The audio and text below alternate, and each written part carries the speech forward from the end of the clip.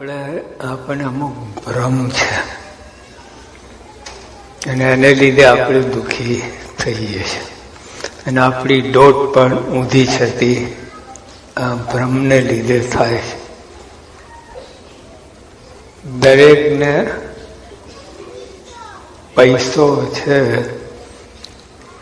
એનાથી આપણે જેટલા પૈસા વધુ એટલા વધુ સુખી એવું આ એક ભ્રમ છે. 1 રૂપિયાનો એક નારિયેળ મળે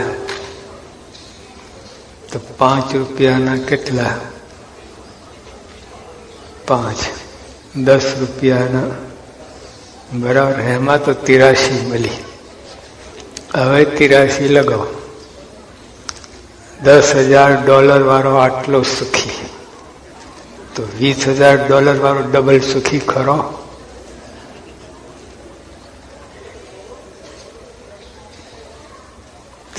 લગાવો. 1 રૂપિયાને એક નારિયેળ, 5 રૂપિયાને 5, તો સીધો હિસાબ.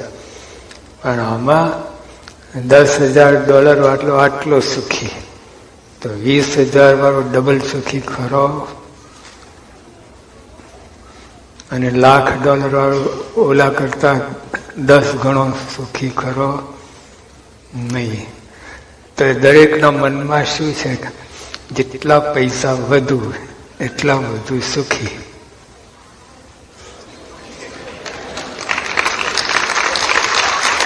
સીધું પ્રેક્ટિકલ એપ્લિકેશન. આમાં કંઈ કલ્પના બુદ્ધિ દોડવાની જરૂર જ નથી. સીધી અનુભવની જ વાત છે કે જેટલા પૈસા વધુ એટલા વધુ સુખી છે જ નહીં. બિલકુલ નહીં. હા, પૈસાની જરૂર ખરી, પણ જેટલા પૈસા વધુ એટલા વધુ સુખી એ ખોટું. એ ખોટું, એ મળતું નથી. અને એવું હોય ને તો આજે કેટલા લોકો આપઘાત કરે છે. રોજના 3,000 આપઘાત કરે છે. Daily 3,000 people throughout the world commit suicide. હવે તે એક પુસ્તક બહાર પડી છે ફ્રાન્સ બાજુથી, હાઉ ટુ કમિટ સુસાઇડ. એમાં ઘણા સફળ થતા નથી, અધવજ લટકે છે. આપઘાત કરવા જાય ને પછી ફસકી જાય અને પછી એવું બધું થાય. તેના માટે મેન્યુઅલ બહાર પડેલા સક્સેસફુલ થાય એટલે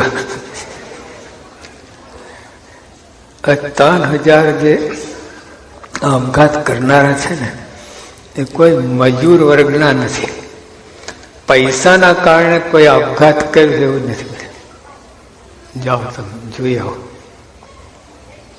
પૈસાના કારણે આપઘાત કર્યું હોય એવું બન્યું નથી.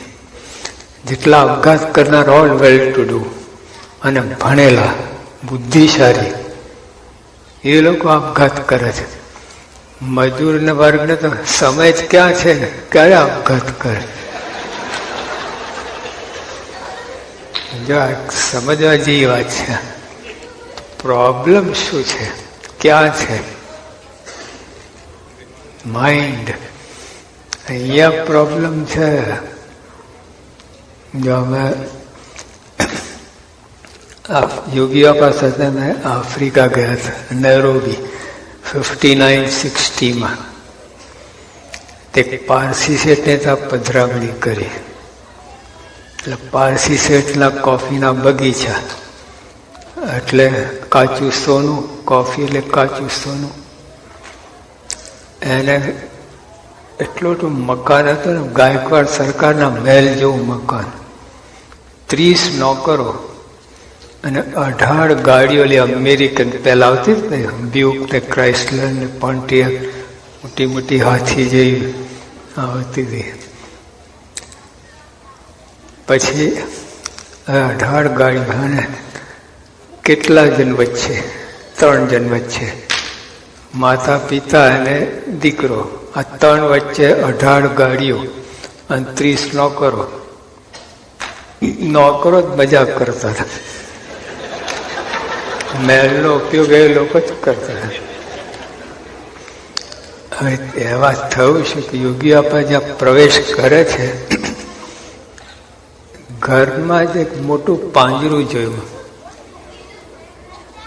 પેલા સર્કસમાં આવે છે ને પાંજરા, પેલા વાઘ અને સિંહ અંદર ખેલ કરાવે પાંજરા, એવું પાંજરું. અને એમાં એક વ્યક્તિ 4 પગે ચાલે. માણસ હતો, 2 હાથ ને 2 પગ, જાનવરની જેમ ચાલે. એ ગમે ને આશ્ચર્ય થાય કે નહીં. એટલે યોગી આપાએ શેઠને પૂછ્યું કે આ કોણ ને પાંજરામાં શું કરે છે? શેઠ રડવા લાગ્યા. રડતા રડતા કે મારો એકનો એક દીકરો છે. કે તમારો દીકરો તમારા ઘરમાં પાંજરામાં? કે સ્વામી ગાંડો છે. યોગી ફરી કે ગાંડા તો કેટલાય ફરતા હોય છે, મજા કરતા હૈ, દિલ્હી કા બાદશાહ. બધાની ચિંતા કરીને ગાંડા થયા. હવે બધા એની ચિંતા કરે.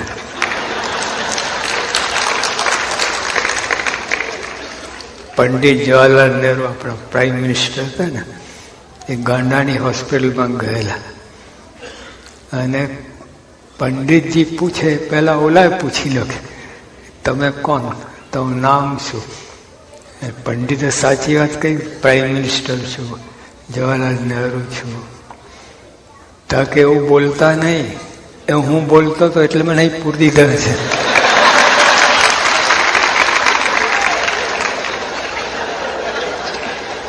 કેવું કરે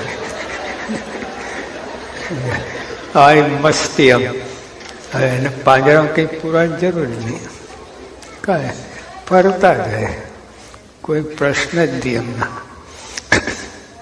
તો આને કેમ પાંજરામાં? અને તમારો દીકરો તમારા ઘરમાં ગાંડો હોય તો ત્યાં ઘરમાં ફરતો રહે, અંદર પાંજરા. તો સ્વામી હાઈપર એક્ટિવ છે, એટલે એને બહાર કઢાય જ નહીં. બહાર કાઢો તો બટકું ભરે, આમ તોડફોડ કરે, કોઈ વસ્તુ સાબિત નથી, ચૂરે ચૂરા. અને 6 ફૂટ ઊંચો તો પારસી બચ્ચો હતો, એટલે એકદમ. અને નખ વધી ગયેલા, કોણ કાપવા જાય? એ જ કાપી નાખે બીજાને. તો કોઈ કરી જ ના શકે. જો કઈ હાથમાં લોચો કાઢી નાખે, આ દશા હતી. હવે તમે જો વિચાર. અને તે જ વખતે શેઠનો કૂતરો આવ્યો, પૂછડું પટપટ પટપટ કરતા. શેઠના ખોરામાં ચડી ગયો, શેઠના ગાલ ચાટવા લાગ્યો. કેવું કહેવાય, જેને ખોરામાં હોવું જોઈએ પાંજરામાં છે, જેને પાંજરામાં હોવું જોઈએ ખોરામાં છે. કેવું પેરાડોક્સ, કેવું ગજબ કહેવાય ને. તો બધાનું કારણ છે. હવે આ બધું કોનું છે? 18 ગાડીઓ, 30 નોકરો, આ બગીચા, સ્વિમિંગ પુલ, મહેલ, કોનું છે? એક દીકરો એનું છે ને. ભલે ગાંડો હોય પણ એનો એ જ વારસદાર કહે. પણ does it carry any meaning?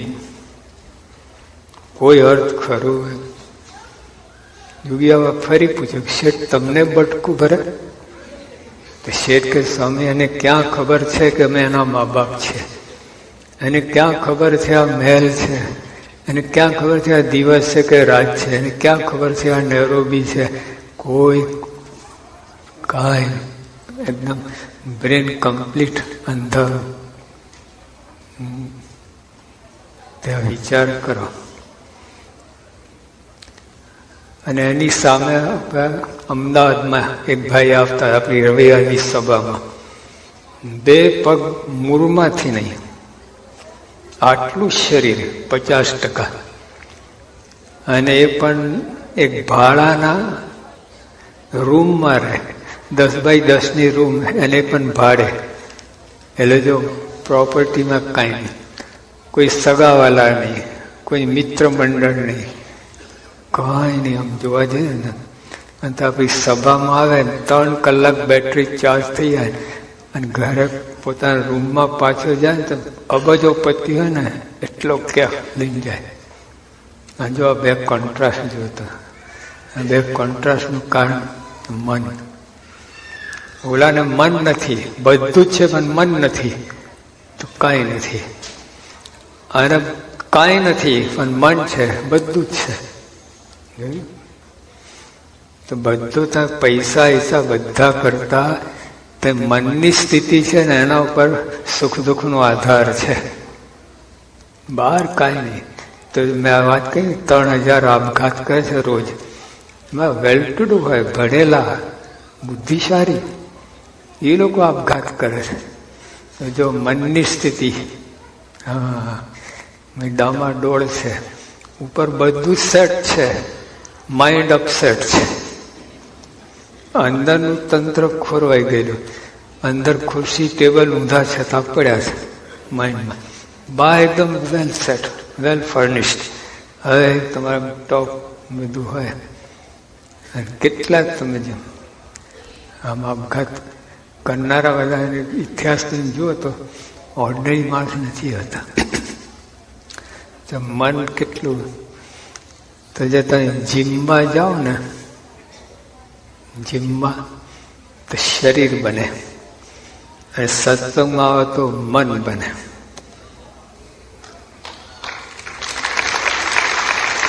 ગીતામાં કહ્યું અસ્થિર મન દુઃખ, સ્થિર મન સુખ. આટલું જ. મન અસ્થિર હોય ને કોઈ એક સેકન્ડે તે સુખ ના આવે. ભલે બહાર પ્રોપર્ટી, માન તાન ખાન પાન સત્તા બધું હોય પણ તમે અંદર સુખ નહીં હોય. મન સ્થિર નથી. મન સ્થિર ક્યારે થાય? ભગવાનના સ્વરૂપનું, પોતાના સ્વરૂપનું જ્ઞાન થાય ને તો જ મન સ્થિર થાય. બાકી બીજી રીતે સ્થિર કરો તમે તો થોડુંક ચાલે, પછી પાછું હતું એવું થઈ જાય. જો અહીંયા જ અહીં 100 સાયન્ટિસ્ટ, અમેરિકાના 100 સાયન્ટિસ્ટ સોંપવામાં આવ્યું. અહીંની સરકારે સોંપ્યું કે તમે એ રીતે કંઈ શોધી કાઢો કે જેને કહીને માણસ સુખી થાય. તો આ લોકોએ જોયું તો પછી બધું રિસર્ચ કરતા નક્કી કે એક્વેરિયમ એટલે માછલી ઘર હોય ને એ દરેકે વસાવો અને એના સામે રોજ 10 મિનિટ ત્યાં જોવું. એટલે એનું બધું મૂવમેન્ટ એટલું બધું હોય છે ને માછલીને. જેને કહીને બરાબર એમાં મન લાગી જાય તો મન સ્થિર થાય. પણ તો રોજ કરવું પડે. એક દિવસ તમે ના જો તો મન ડબલ અસ્થિર થઈ જાય. એ કંઈ ઉપાય નથી. હવે માછલીને જોવાથી મન સ્થિર થતું હોય તો ભગવાનને જોવાથી ના થાય. આપણા સંતો સીધા એના ઉપર ગયા, આત્મજ્ઞાન ઉપર અને સમજણ ઉપર. જો અત્યારે પુસ્તકો બહાર પડ્યા છે, થિંક પોઝિટિવ છે કે નહીં? મિલિયન્સ ઓફ કોપી વેચી છે અનેક રીતે. પણ એનું મૂળ આ થિંક પોઝિટિવ. જુદા જુદા ટાઇટલથી બધી પુસ્તક બહાર પડે પણ એનો મેન ક્વિન્ટિસેન્સ આ think positive, stop negative thinking. એવું બધું છે જ. તો સત્સંગમાં એ શીખવાડે છે તમને ભાવ ગુણ ના જોવો, નેગેટિવ થિંકિંગ, ગુણ ગ્રહણ, પોઝિટિવ થિંકિંગ, મહિમા, પોઝિટિવ થિંકિંગ. આપણે ખોતરીને ઊભું કરીએ. ખોતરીને એક ભાઈ હતા ને, જતા હતા, એનો પગ બગડ્યા.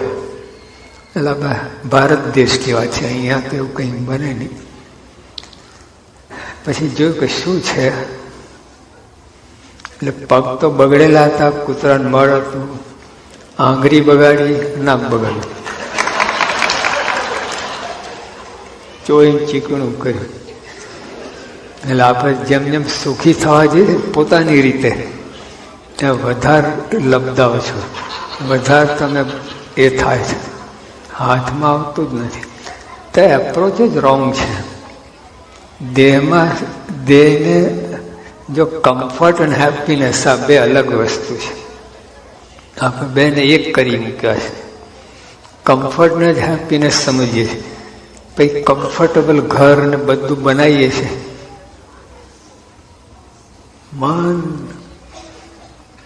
મન અસ્થિર છે, મન ગંદુ છે. જો આજે આખી દુનિયામાં જે આ ઝઘડા છે, કોર્ટ કચેરી છે, સાસુ બહુનું તો અનાદિકાળથી ચાલ્યું જ આવે છે. અત્યારે તો બહુ વધી ગયું છે. બાપ દીકરા હોય, પાડોશી સાથે હોય, બે કોમ વચ્ચે હોય, બે દેશ વચ્ચે હોય, આ વર્લ્ડ વોર, બધાનું કારણ એક જ શબ્દમાં, એક ગંદુ મન.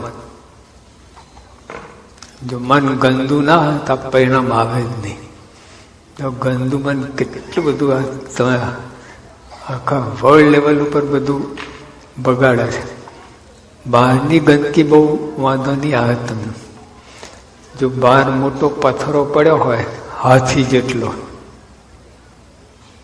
તો વાંધો ના આવે. તો ઉપરથી જતા રહો, બાજુમાંથી જતા રહો, તો બીજે રમો પથ્થર. પણ પથરી કિડનીમાં હોય તો જાઓ ઉપરથી બાજુમાંથી. આટલી જ હોય છે, ભૂકા કાઢી નાખે. જો અંદરનું તંત્ર છે, બહારનો પ્રશ્ન નથી. બહુ અંદર થાય. પોતાની અંદર જુઓ, તપાસ કરો. જો કિડની સ્ટોન, હવે બહાર પથ્થરને ખસેડવા માટે 50 મજૂર હોય, એકને $50 આપો તો કેટલા થયા? $2500. અને આ તમારે કિડની સ્ટોન કાઢવા તો કેટલા થાય? કેટલું બધું. પછી 15 દિવસની રેસ્ટ લેવું પડે, આ કરવું પડે, કેટલું સાચવવું પડે. તો પછી કિડની સ્ટોન કરતા હાર્ટ બ્લોક આટલું જ, બાજીના દાણા જેટલું જ હોય, તો ઉપર મોકલે. હા, સીધું. હાથ પગ કપાઈ જાય તો વાંધો ના આવે, પણ હાર્ટમાં એક ટાંકડી વાગે ને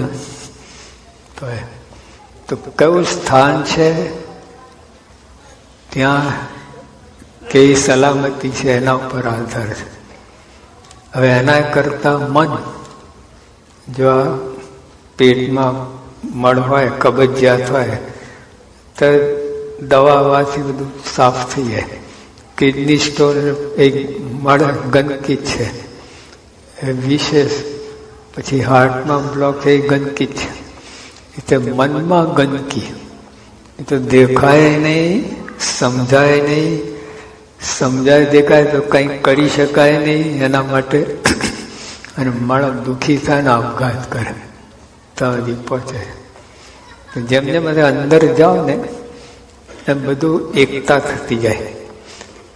જો બહાર ઓલા એનિમલ 4 પગ છે, આપણે 2 પગ છે. એટલે હાર્ટ ને બધી ફંક્શન એક જ છે એનો, લોહી સર્ક્યુલેટ કરવું. શેપ ને પાવર જુદા હોય એના. જેમ જેમ અંદર જાઓ ને એમ એક થતા જાય. પછી જો કૂતરાને ત્યાં છંછેડો તો ગુસ્સો કરે, ફસે. માણસને છંછેડો તો ગુસ્સો કરે. ગમે હોય, અમેરિકન હોય, રશિયન હોય, ચાઇનીઝ હોય, ઇન્ડિયન હોય, ગમે હોય, એને છંછેડો ને ગુસ્સો કરે છે. અને કામ, ક્રોધ, લોભ આ બધાને જ છે, આખી દુનિયા બધાને. કાંઈ ઉપર ચામડીમાં જ ફેર છે. બસ ચામડી ઉતારો ને બધા પછી કઈ આપો કે અમેરિકન આ રશિયન, ઉપર ચામડી લીધે જ બધું ભેદ પડે. બાકી અંદર એક થતું જ જાય છે. એમ આત્મા શુદ્ધ હોય ને, જે આપણે અક્ષરરૂપ કહીએ છીએ, અક્ષરરૂપ થવું એ આત્માની શુદ્ધિ, એ શુદ્ધિની પરાકાષ્ઠા. એથી આગળ કોઈ શુદ્ધિકરણની જરૂર છે જ નહીં. આત્મા શુદ્ધ થયો, અક્ષરરૂપ થયો, બ્રહ્મરૂપ થયો, ફાઇનલ. પછી એને એટલું ઇન્ફિનાઇટ ઇટર્નલ બ્લિસ એમાં પહોંચી જાય, પછી કોઈ પ્રશ્ન જ ના રહે. એટલે આના માટે આ સ્વામિનારાયણ ભગવાન આવ્યા, કૃષ્ણ ભગવાન આવ્યા, રામ ભગવાન, બધા એ લોકો આ જ પ્રોસેસ હતી. કંઈ તો આ લોકનું સુખ આપવા નથી આવ્યા. સ્વામિનારાયણ ભગવાનને રાજભાઈએ પૂછ્યું. રાજભાઈ બહુ મોટા ભક્ત હતા, ખૂબ તપસ્વી, ખૂબ નિયમ ધર્મવાળા અને ખૂબ ભક્તિવાળા. ભગવાન સિવાય કોઈ ઈચ્છા જ નહીં. રાજભાઈએ મહારાજને પૂછ્યું કે ભગવાન, તમે ખરેખર રાજી થાવ તો શું કરો? મારે કંઈ જાણવું છે. એમાં કે ધોયેલા મૂરા જેવા કરી નાખો. એટલે હાડકું હોય ને એ માપ ઉપર ના બેસે એવા તમને કરી નાખો. હા, નિર્વાસનિક. ભગવાન બીજો કંઈ રહે જ નહીં. આ ભગવાન પ્રોસેસ. સ્વામિનારાયણ ભગવાન, મારે તમે મારા કહેવાઓ છો, તમારામાં તલ માત્ર કસર રહેવા દેવી નથી. આપણે ગાળે ગાળા રાખીએ છીએ. ભગવાન આમ ખેંચે અને આપણે આમ ખેંચે. શું બધા છે, કરવું શું ભગવાન? એમ બધા મૂળ કારણ અજ્ઞાન છે. પહેલા આપણે વાત કહી ને, પૈસામાં આપણે એવું સુખ માની બેઠા છીએ અને એના માટે બસ બીજી કાંઈ 24 કલાક રટન એની જ છે. એનો વાંધો નથી. પૈસા કમાવજો, સ્વામિનારાયણ ભગવાન કહે છે ને, પણ પછી એનો ઉપયોગ. અંગ્રેજીમાં કહેવાય છે, if you command your wealth, you are free and rich. If wealth commands you, you are poor indeed. પૈસા આવે ને પછી એના ઉપર સત્તા, પૈસો આપણા પર સત્તા જમાઈ દે છે. હા, હવે અમેરિકામાં એક જગ્યા ગયા હતા પધરામણી. તો નીચે બેસમેન્ટમાં એક મોટી તિજોરી હતી, 14 બાય 14 બાય 10 ફૂટ તિજોરો. અમે 10 જણ અંદર ઠાકોરજી લઈને આટોમાં નીકળી ગયા. ઓલા ભાઈને કહે, આટલી મોટી તિજોરી કેમ? ના કે મેં નથી બનાવી, ઘાસ ભરવા બનાવ. આ તો આ કાટમાલ, આ મકાન લીધું ને એના ભેગા કાટમાલ તરીકે આવી છે. મેં કહ્યું આવું કેવું? પછી થોડા ઊંડા ઉતર્યા. આ તિજોરીમાં લગભગ 50 મણ સોનું હોય ને તો કંઈક લેખે લાગે, બાકી તો કોઈ અર્થ નથી આટલી મોટી તિજોરીનો. તો જેની પાસે 50 મણ સોનું હોય એને મકાન વેચવાનો વારો કેમ આવ્યો? 1 મણ સોનું વટાઈએ તો ના રહી જાય? જો હવે જો શું થયું, આ તિજોરી પેટન્ટ ટેન્ક આવતા ને પેલા, એ સ્ટીલની બનેલી, એટલે ઇલેક્ટ્રિક કરવતર કાપી ના શકે. આને ઇલેક્ટ્રિક કરવત પણ તિજોરી કાપી ના શકે. પત્તાએ કાપી નાખી, પત્તાએ કાપી નાખી. તિજોરી ભૂકે ભૂકા બોલી ગયા. કાપી શકે પત્તો? કાપી દા. જુગારમાં હારી ગયા, ખલાસ. બધું દેવા ફૂંકે ઘર મર વેચીને બધું ભાગી ગયા. ઊંધી પૂછડી. તો જ્યાં પૈસો આવે ને એને એ તમારા પર સત્તા જમાઈ દે. તમે એના પર સત્તા જમાઈ રાખો ને તો કામ થઈ જાય. બનતું જ નથી. બધા જેટલા અનર્થ, પૈસો છે ને અર્થ કહેવાય. અર્થ સંસ્કૃતમાં ધર્મ, અર્થ, કામ અને મોક્ષ. અર્થ. પણ જો વાપરતા તો અનર્થ કરે. હા, અનર્થ. પહેલું પગથિયું ધર્મ છે. ધર્મ, અર્થ, કામ અને મોક્ષ, આ 4 લાઈનમાં છે. તો સીધા અર્થ ઉપર કૂદકો મારો, ધર્મનું પગથિયું ચૂકો, પછી શું થાય? અર્થ છે ને એક્સેલેટર છે અને ધર્મ છે બ્રેક છે. ધર્મ વિના, બ્રેક વિનાની ગાડી ગમેલી સારી હોય તો કોઈ ખરીદે? બ્રેક જ ના હોય અને એક્સલેટર સીધા 300 કિલોમીટર સુધીના બતાવતું હોય, કોઈ ના લે.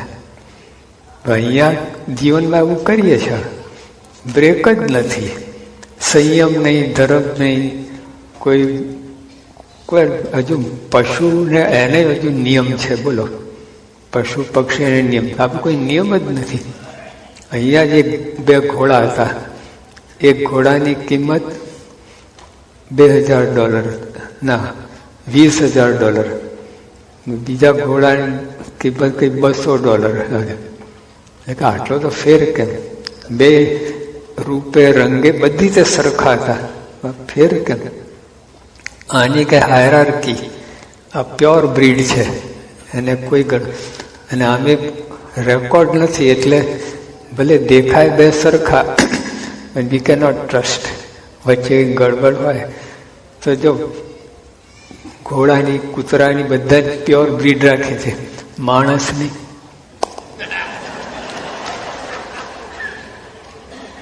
કેવું છે? તો જો આપણે એટલું કોઈ સંયમ નહીં, કોઈ નિયમ નહીં, કોઈને માનવું નહીં, કોઈને પૂછવું નહીં, મનમાં આવે તે કરવું, દુઃખી થાય ને. આ સંતો જે શાસ્ત્રો આપણને જે બધું બતાવે છે અંદર, એ આપણે કંઈ દુશ્મન નથી, એ આપણે સજા કરતા નથી. આ નિયમમાં સંયમ રહેવું સજા લાગે છે, બોલો, અને બંધન લાગે છે, નથી બંધન. હા, ઝાડના મૂળ છે ને એને સ્થિર રાખે, મૂળ ના હોય તો ઝાડ ઊભું જ ના રહે.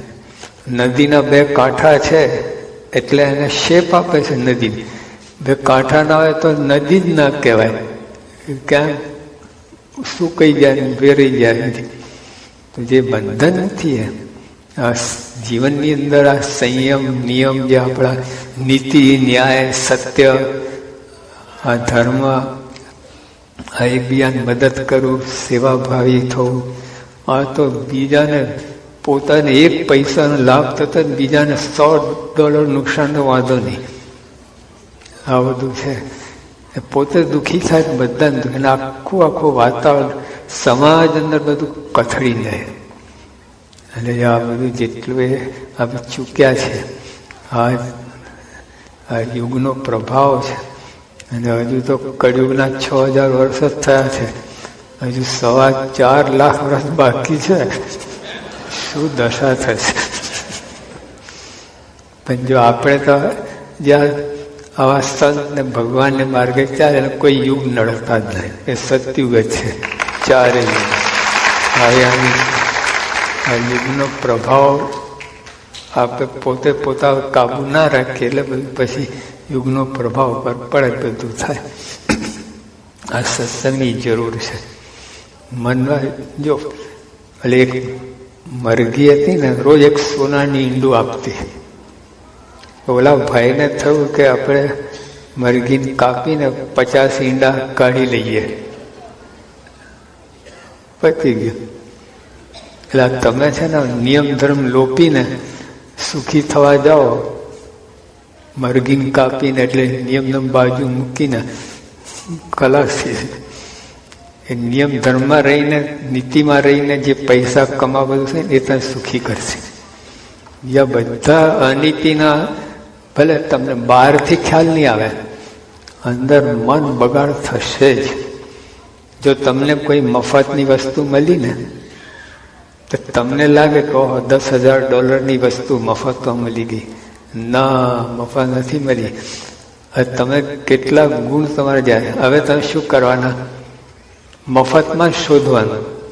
જો તમે પુરુષાર્થ મટી ગયું, શ્રમ કરવાનું ટળી ગયું, હવે તારી દાન જ બગડી, એટલે મફતનું જ શોધવાનું.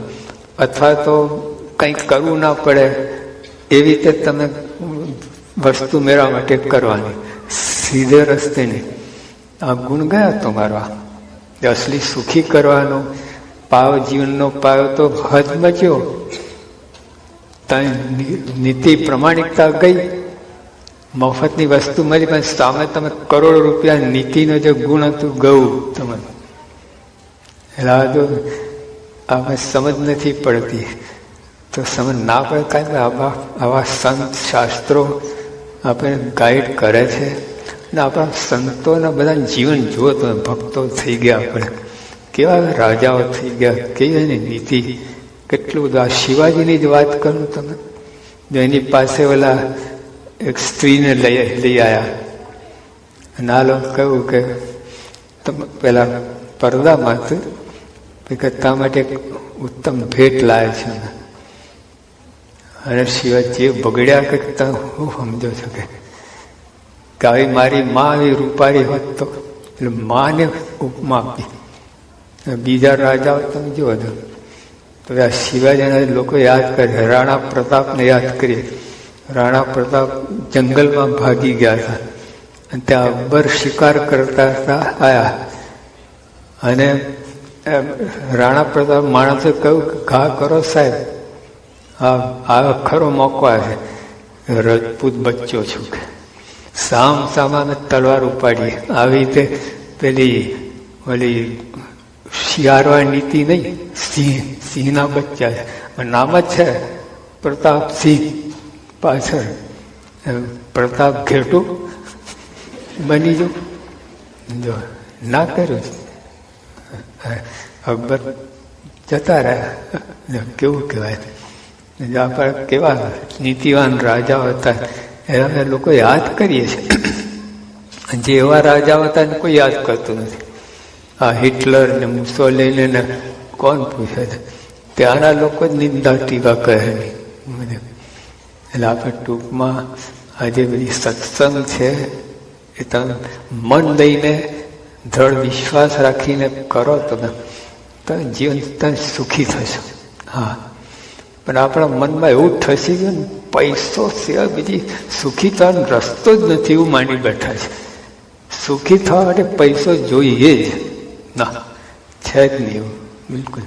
જો અમારી પાસે ક્યાં છે, મને નામે નથી, એક પાય નથી.